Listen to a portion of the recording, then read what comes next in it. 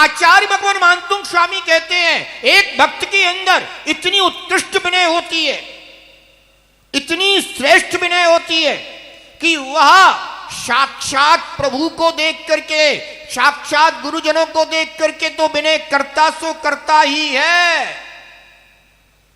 अरे जिस आसन पर भगवान जिनेंद्र देव का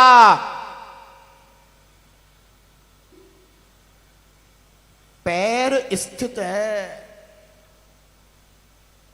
जो भगवान की पाद पीठ है, वह पाद पीठ भी विनय के योग्य है, पूजा के योग्य है, वंदना के योग्य है, दर्शन के योग्य है। आचार्य भगवान कह रहे ना, विबुधार्चित पाद पीठ। हे भगवान, देवों के द्वारा पूजित पैर रखने का आसन आपने कभी विचार किया हो? आप स्वाध्याय करते हैं, जिस चौकी पर आप अपने शास्त्र को विराजमान करते हैं, यदि उस चौकी में भी आपका पैर लग जाए तो आप चौकी को भी वंदन कर लेते हैं, नमस्कार कर लेते हैं, क्योंकि अपने अंदर इतनी विनय होती है। वह चौकी भी वंदनीय है, वह पाद पीठ भी वंदनीय है, वह आसन भी वंदनीय है, अर्चनीय है। जिस पर प्रभु जिनेंद्र देव विराजमान हुए हैं, वो सिंहासन भी वंदनीय हो जाता है, वो पाद पीठ भी वंदनीय हो जाती है, वह चौकी भी वंदनीय हो जाती है। एक भक्त के अंदर जहां चौकी की, पाद पीठ की भी वंदना करने का गुण हो, उससे अगर साक्षात जिनेंद्र देव गुरु मिल जाए, सोचो उसके अंदर कितनी विनय प्रकट होगी। मैंने एक बार देखा था, हमारे गुरु महाराज जिस आसन पर विराजमान होते थे, जिस तख्त पर विराजमान होते थे, प्रातः काल की बेला आचार्य महाराज अपने संघ के साथ शौच क्रिया के लिए चले गए। उस दिन मैं नहीं गया था। मैंने देखा जिन मंदिर से पुजारी गण भगवान का अभिषेक पूजन करने के बाद आचार्य महाराज के कक्ष में आ रहे हैं, हाथ में उनके द्रव्य है, अर्घ चढ़ाने के लिए आए हैं। आचार्य महाराज आसन पर विराजमान नहीं है, क्योंकि वो तो संघ सहित शौच क्रिया के लिए गए हुए हैं। फिर भी वे भक्त खड़े हैं, खड़े होकर के आचार्य महाराज का अर्घ बोल रहे हैं, अर्घ बोल करके अर्घ चढ़ा रहे हैं। और बैठ करके, जैसे आचार्य महाराज जब आसन पर विराजमान होते थे, जिस तरह से बैठ करके नमोस्तु करते थे, वैसे ही बैठ करके नमोस्तु कर रहे हैं। मैंने मन में सोचा कि कैसे हैं ये लोग देख नहीं रहे। आचार्य महाराज तो यहां है ही नहीं, फिर भी ये अर्घ चढ़ा रहे हैं, वंदना कर रहे हैं, नमोस्तु कर रहे हैं। लेकिन जब भक्तांगर स्तोत्र के तृतीय काव्य का अर्थ पढ़ा, अर्थ समझा, और इस तृतीय काव्य के अर्थ को अच्छी तरह से मन में चिंतन में लाए, तब स्मरण आया, अहो वो जो भक्त लोग आकर के अर्घ चढ़ा रहे थे, दर्शन बंदन कर रहे थे, वो सही थे, अपनी सोच उस समय गलत थी। ध्यान रखना, एक भक्त के अंदर इतनी विनयता होती है, इतना विनय गुण होता है कि वह पाद पीठ या जिस आसन पर देव शास्त्र गुरु विराजमान होते हैं वह आसन भी देव शास्त्र गुरु की तरह पूज्य और वंदनीय हो जाता है।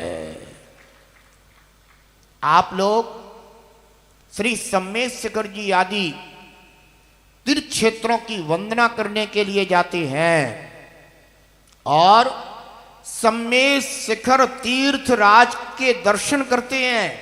विचार करना, वहां पर आप उस भूमि का वंदन करते हैं जिस भूमि पर भगवान ने अपने चरण रखे हैं, वो भूमि भी पावन हो गई है। ऐसी अगर आपके अंदर विनय है, ऐसी अगर आपके अंदर अर्चना वंदना की भावना है, निश्चित मानना आप भव्य जीव हो और आपका संसार बहुत निकट है। क्योंकि भव्य जीव ही इतनी उत्कृष्ट विनय को प्राप्त हो सकता है। आचार्य भगवान ने बताया, बुद्ध्या बिनापि विबुधार्चित पाद पीठ। हे भगवान, देवों के द्वारा अर्चित पूजित पैर रखने का आसन यदि कभी अपना पैर गुरुजनों के आसन से लग जाए, क्यों शास्त्रों में यह बताया गया कि गुरुजनों की भी वंदना करना है तो उनके आसन से 1 हाथ, 5 हाथ, 3 हाथ, 7 हाथ दूर रह करके वंदना करना चाहिए, नमोस्तु करना चाहिए। क्योंकि यदि आपने आगम के इस मार्ग को नहीं समझा तो आपका पैर भी आसन से लग सकता है। आप भले ही चरण छू लेंगे लेकिन आपका पैर अगर आसन से लग गया है, सोचो चरण वंदना का फल मिलेगा या अज्ञान भाव का फल मिलेगा।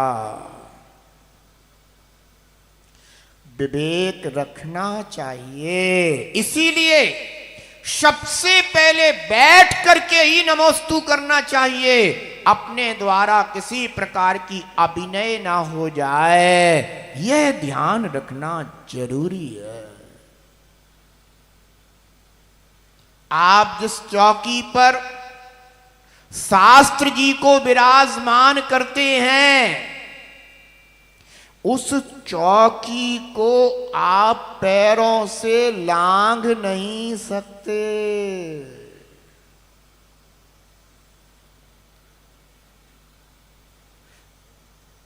आपने चौकी पर अभी अपना शास्त्र विराजमान कर रखा है, आपको कहीं भी आना जाना है तो आप पीछे से निकल जाएंगे लेकिन शॉर्टकट नहीं अपनाएंगे। क्योंकि रविंद्र जी शॉर्टकट नहीं अपनाएंगे। ऐसा नहीं कि आप यहीं के यहीं लांग करके बैठ जाएंगे, नहीं, हम चौकी को अपने पैरों से लांग नहीं सकते। इस समय यह चौकी अपने लिए शास्त्र की तरह वंदनीय है, अर्चनीय है, दर्शनीय है। समझ में आया ना? यदि कभी किसी से कोई भूल हो गई हो तो 9 बार नमोकार मंत्र पढ़ना और भविष्य के लिए याद रखना, जिस चौकी पर आपने शास्त्र जी को विराजमान किया हो, जिस चौकी पर आपने जिनेंद्र देव को विराजमान किया हो, या जिस चौकी पर आपने अष्टद्रव्य की थाली विराजमान की हो, जिस ठौने पर, उस चौकी पर ठौना रखा है, उस ठौने पर आप आवानन, स्थापन, सन्निधिकरण इत्यादि की क्रिया कर रहे हैं। यद्यपि वो ठौना निमित्त मात्र है, हम यह क्रिया तो अपने हृदयासन पर किया करते हैं, परंतु निमित्त भी तो वहां पर स्थित है। तो आप उस चौकी को भी लांग नहीं सकते, उस चौकी की भी विनय करना आवश्यक है। छोटी छोटी सी बातें हैं ये, जिनके द्वारा हम व्यर्थ ही पाप कर्म का आश्रय बंद कर लिया करते हैं।